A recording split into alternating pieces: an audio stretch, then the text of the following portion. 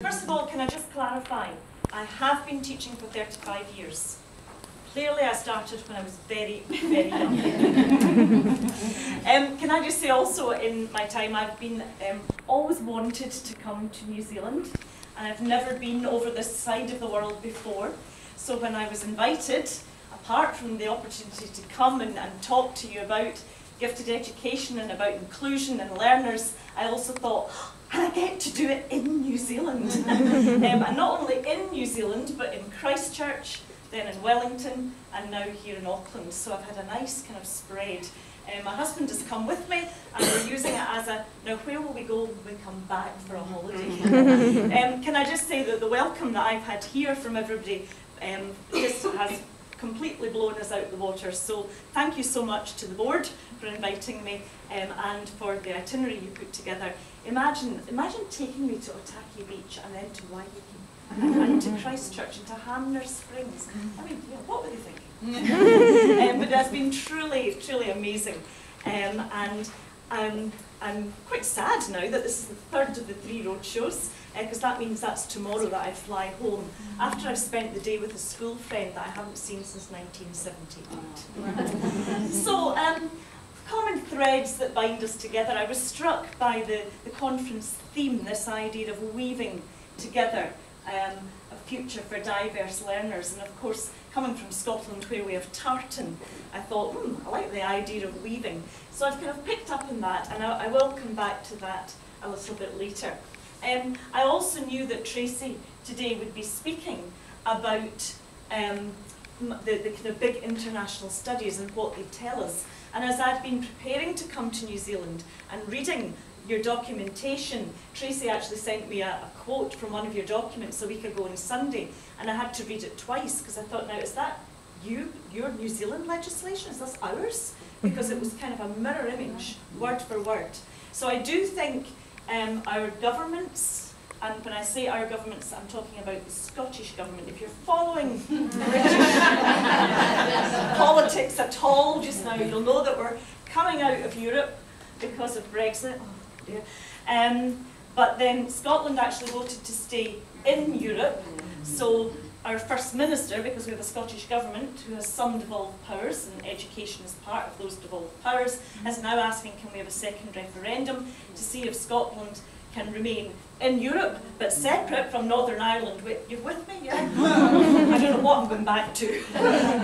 But watch this space. But I am talking about the Scottish context. I'm not talking about the English context. And if you read at all a lot of the literature, for example, in the field of, well, actually education generally, it will often say, in the UK, blah, blah, blah, when actually often it means in England, blah, blah, blah.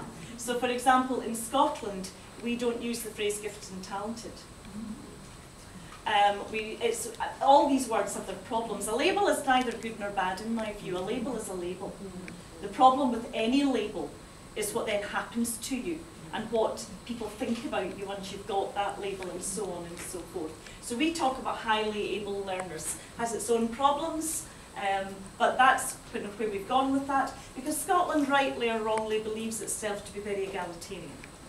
Now, whether we are as egalitarian as we think is another matter, but I'd rather work and live in a country that thinks it's egalitarian than one that doesn't. So, I just thought you might be interested to see some Scottish pupils. I suspect they look quite like yours. These two particularly, I'll use any words, I'm happy to use gifted and talented. These two here, but we were doing some work in nurseries, and I'll come back to some of that work later. And I think it's really interesting when you pick up on these big international ideas that Tracy was talking about there. The PISA studies, the TIMSS studies. Our governments get terribly energised by these studies. And usually they end up saying, so you need to work harder, you need to do it differently, we need to raise test scores.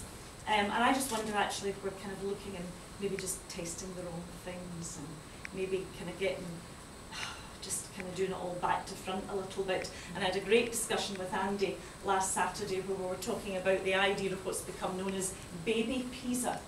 If you want to know more about that, this is your woman over here to talk to. But you know, I had been reading before I came about this idea that we're going to have a PISA study for 3 to 5-year-olds. Thank you, you share my concern. And it was about very formal types of learning. Now I'm standing here in one way with a hat on saying gifted and talented, and I've worked with 2-year-olds that can read and are ready to do more, if you like to call it, formal things. But equally I'm standing here saying let's not do too much too soon. You know, we need to develop the whole child. So I think there are a number of concerning things. And the other thing that always strikes me as really bizarre, quite frankly, is that the more we've learned about learning and learners and how we learn. I spent a morning in the psychology department in the University of Glasgow where they have an MRI scanner, watching people's brains. Oh, fascinating! You know, what was our teacher for? This looks really interesting. But the more we've got to know about that, and the more individualistic we know that learning is, the more we standardised it. Standardised curriculum, and this reporting, heightened reporting. For you, if you're a teacher in this room, I'm sure you must have more forms to fill in. We certainly have in Scotland. More standards to meet. We certainly have in Scotland. And this kind of whole neoliberal agenda that's come into education, the accountability and so on. And of course, standardisation kind of implies that young people are just all the same. They're standardised. That's how we can standardise their learning. It also kind of implies that teachers are all standardised. Well, you can forgive me looking around this room, you don't look particularly standardised. Just wanted to share some pictures with you that maybe illustrate just how non-standardised young people are. This was a primary one, that's our first year of school, so they're 5-year-old. You can be 4 and a half or 5 when you start school in Scotland. And they were doing a kind of readiness for handwriting. I am putting on the light, and they had to practice putting on the light and think about their eyelashes and where the different parts of their body were, and you know, to see if they could understand all of that. And then they were asked to draw a picture of themselves putting on the light. So what do you think? Okay, pretty good. Yeah, good, quite good. Do you think we're ready to write formal handwriting, letters, and got reasonable fine motor skill? Yeah, we've got lines within lines. It's a hairband on our head, by the way. With 3 fingers, but we can work on that, that's okay. And not many lines going outside of the lines, and shapes within shapes. So there's a lot there that would suggest we are indeed ready for perhaps for formal handwriting. Same day, same class, same input. Anybody into art, development of art, a very kind of standard picture of the legs and the arms coming out of the head. However, we've got eyes, we've got eyebrows, that little kind of 2-sided bit, we've got an ear out here, and that there is also an ear, because I was told, well, when you have your head like that, it's on the side of your head. So oh, you're looking, you've got a bit of perception, you're actually looking for detail. So again, we've got a finger, in fact we've probably got 5, which was an advance on the 3 in the previous one. And then same day, same class, same input. Now, it could actually be some kind of very abstract notion, you know, or indeed in looking down. I do kind of wonder what Salvador Dali would have done, you know.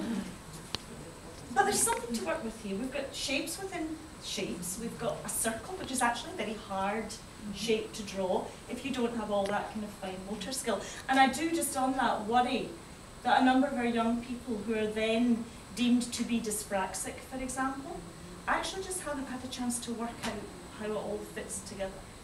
I think there is such a thing as dyspraxia. I think we do have dyspraxic learners, but you know, we've got kids that are over backs of chairs, and you know, they don't know how to hold themselves together because they, you know, and that's what worries me about the idea of baby PISA.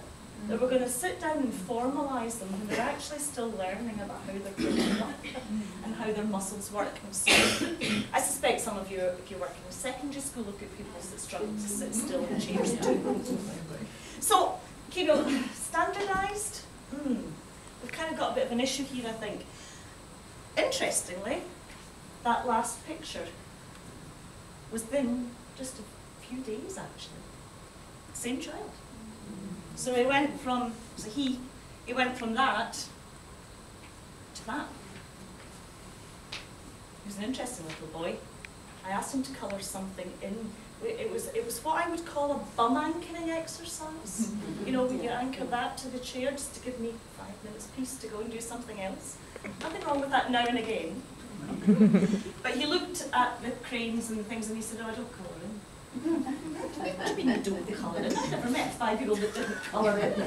And I think, you're right. And just like you're doing, all the 29 other faces in the classes were looking at me. So what's she going to do about this? And I said, oh, what do you do? And he looked round the room. Jigsaws. I said, oh, well, okay, do a jigsaw then. I was waiting on 29 voices going, I don't colour in either. Bless them, it was day 2 of school. They obviously thought, we'll not cross her yet. And they just all with their heads down. But anyway, we did lots of stuff here. He had opportunity, because I spoke to his mum, because I was a bit kind of, don't know what to do.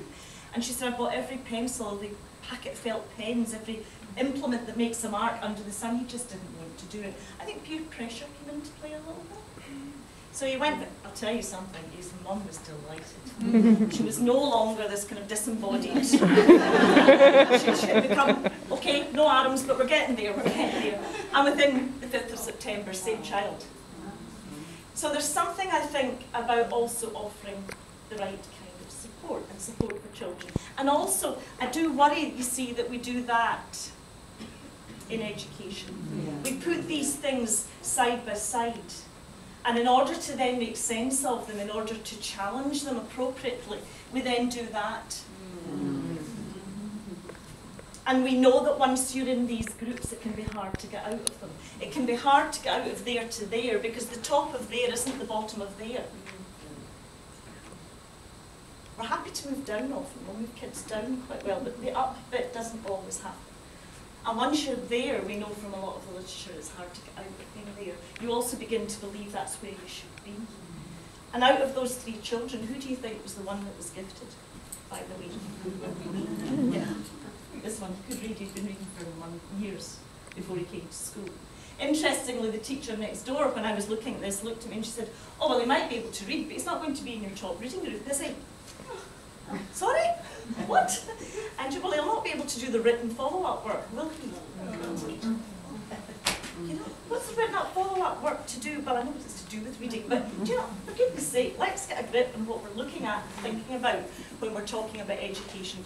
And certainly, they're not standardised, I would argue. And I think trying to standardise them in order to measure, in order to say, for governments to say we are doing X, Y, and Z is hugely problematic.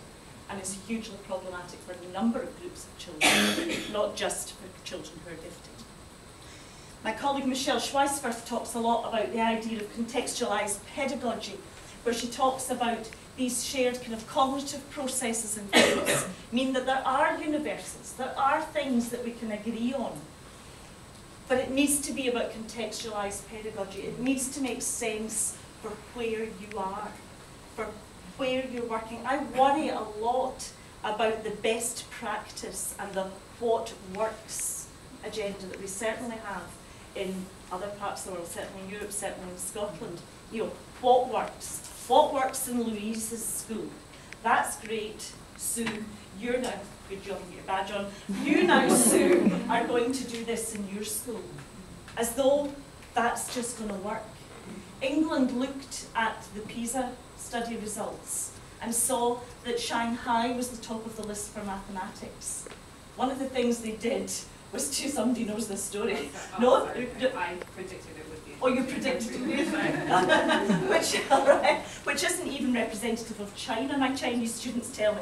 But England looked and said, oh, it's Shanghai. Let's get the teachers from Shanghai over to teach us how to teach the way they teach. Because that'll work, won't it?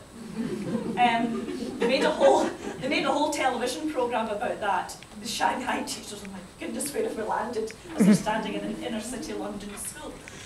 But England's taken a little bit of a step further, because I just read before I came here that Springer publishers have taken over the publication of the PISA study, and they've produced textbooks.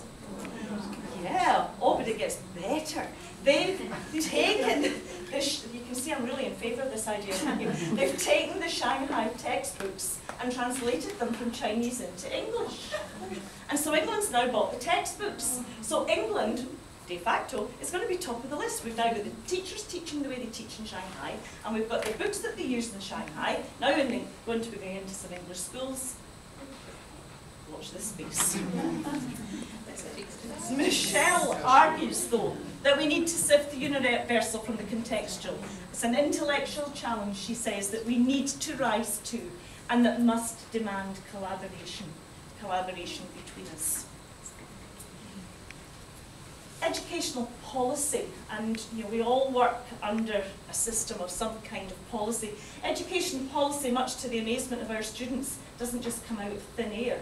It is actually rooted in something. And one of the things we do in our course is to look back to the big international things. So the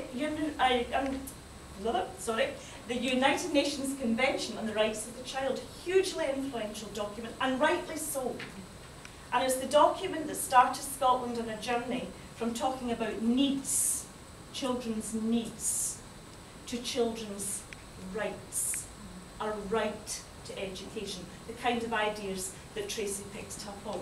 And that was quite important because that shift in thinking also resulted in a shift in policy. But no educational policy can be, or practice can be properly